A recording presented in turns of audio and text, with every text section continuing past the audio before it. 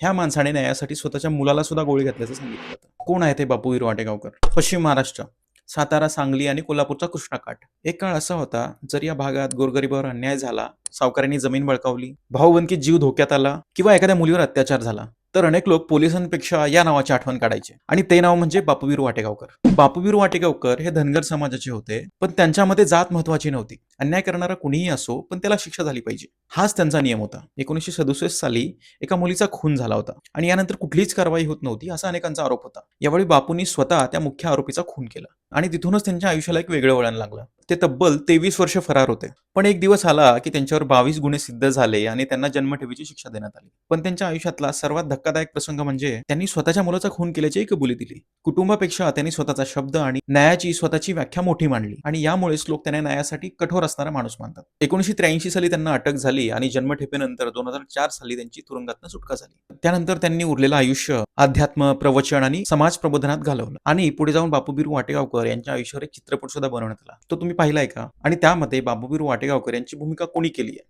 Comment करून नक्की सांगा.